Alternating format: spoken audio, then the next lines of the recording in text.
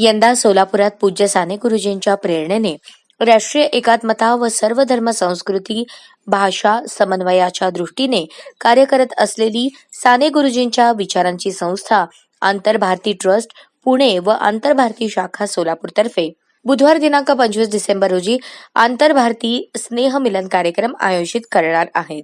या कार्यक्रमासाठी संपूर्ण महाराष्ट्रातून राष्ट्रीय कार्यकारिणी सदस्य व साने गुरुजी प्रेमी मंडळी मोठ्या संख्येने उपस्थित राहणार आहेत।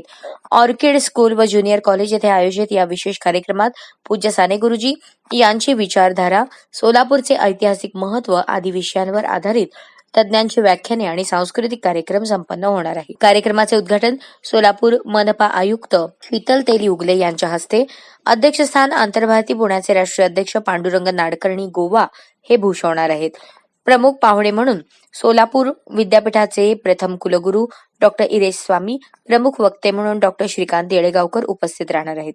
या प्रसंगी प्राचार्य नरेश बदनोरे, आंतरभारती ट्रस्ट पुण्याचे राष्ट्रीय कार्याध्यक्ष अमर हबीब, अंबाजोगाई उपाध्यक्ष संगीता देशमुख वसमत, कार्यवाह डॉक्टर DS कोरे पुणे, राष्ट्रीय कोषाध्यक्ष प्राचार्य डॉक्टर उमाकांत चोनशेट्टी उपस्थित राहणार आहेत।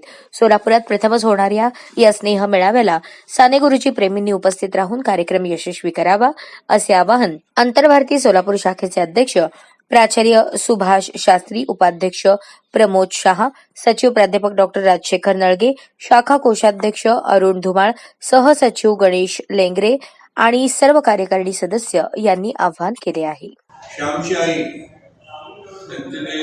त्यांची जी कृती आहे अत्यंत महत्त्वाची, त्यातून संस्काराचे धडे घेण्यासारखे आहेत आणि त्या संस्कारातूनच जी संवेदनात्मक वृत्ती माणसाची वाढते आणि ती संवेदनात्मक वृत्ती आयुष्यात जपली आणि त्यांच्या ते साहित्यामधूनही दिसून येतं, प्रत्येक साहित्य ग्रंथामधून दिसून येतं। समाजाप्रती जी संवेदना आपण ठेवली पाहिजे आणि 1930 साली ते गांधीजी बरोबर जोडले गेले।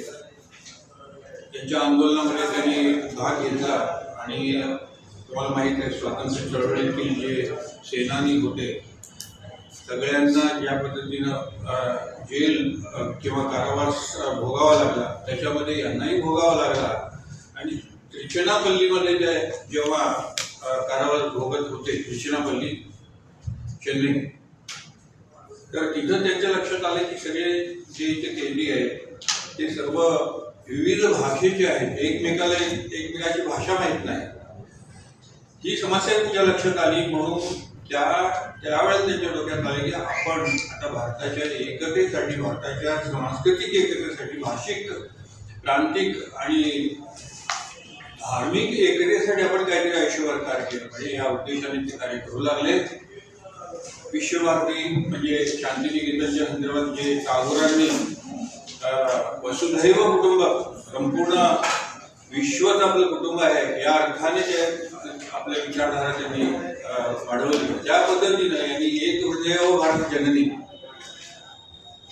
भारताचे आम्ही सर्वजण एक या उद्देशाने कार्यरत व्हायचे ठरवलं आणि त्यांची दिशा त्यांना लाभली। तेव्हापासून ते गांधीजीच्या छत्रछायेखाली काम करू लागले आणि आपल्याला माहिती आहे सर्व धर्माच्या दृष्टीनं त्यांना काम करीत असताना पंढरपूरच्या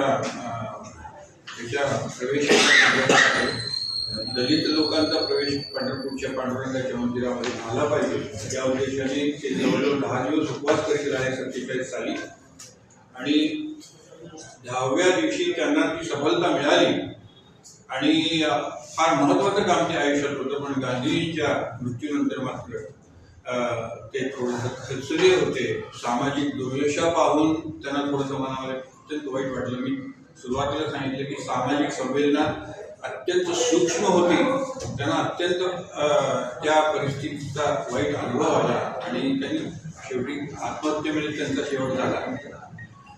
या सर्व विचाराने मग तिथे आम्ही कार्यरत आहोत। खानापुरी सर कुठे चालते कर्जामाला आम्ही वेगवेगळ्या शाळांमधून जाऊन वर्कशॉप घेतो त्याचं कथेचं, कारण प्रकाश नवाडेकरांनी खरं स्मारक कोण होतं तर खरं स्मारक म्हणजे त्यांचं कथाकथनामधून संस्कार।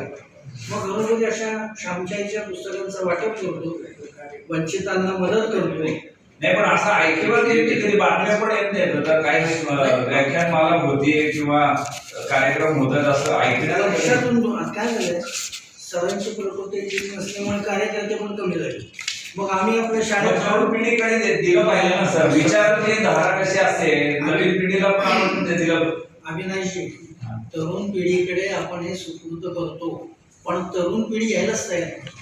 मग आम्हालाच आता मी तर 75 वर्षाचा होऊन गेलो, ते 83 वर्षाचे. तिथं वेगळं होतं, हे पदच सोडत नाहीत आम्हाला असं म्हणतो. मी दुसरे आम्ही आता सोडत काय, पण ते येतच नाही. मग हे मध्यंतरी असे तिथं आल्यावर चर्चा म्हटलं इथं चळवळीत का काम करत नाहीत लोक या जुन्या, तर तिथं जुने लोक पदच सोडत नाहीत म्हटलं. मी म्हटलं राजकारणात चालतं इथपर्यंत तिथं नाही काय असं नाही. आता ममाडे सर नाही म्हणतो, मी आता सोडत नाही, ममाडे सरांचं सोडा, आता ते माहिती मला त्यांचा नाही विषय ते, आणि ते बाजूला झाले स्वतःच अनेक ठिकाणावर पत्रकार संघटना पण होती त्यांची, तेही बाजूला झाले. अविनाशजी, आंतरभारती शाखा सोलापूरच्या वतीने मी आंतरभारती शाखा सोलापूरचा कोषाध्यक्ष या नात्याने आपल्या सर्वांचे मनपूर्वक स्वागत करतो. आज ही जी पत्रकार परिषद आपण घेत आहोत, या पत्रकार परिषदेसाठी जी मंडळी उपस्थित आहेत त्यांची मी नावं सांगतोय. जे उपस्थित नाहीत त्यांचं नंतर नाव घेतो, ओळख करून देतो. हे आमच्या शाखेचे, सोलापूर शाखेचे अध्यक्ष प्राचार्य सुभाष शास्त्री सर, उपाध्यक्ष ॲडव्होकेट प्रमोद शाह सर, मी कोषाध्यक्ष अरुण कुमार धुमाळ, आणि आमचे जे सक्रिय आजीव कार्यकर्ते आहेत त्यापैकी माझे मित्र प्राचार्य प्रेमचंद मेनेस, नंतर सुनील वसाळे आणि आमच्या भगिनी प्राध्यापिका डॉक्टर अमिता जावळे मॅडम. आणखी काही येणार होते, कुठे कारणास्तव ते येऊ शकले नाही.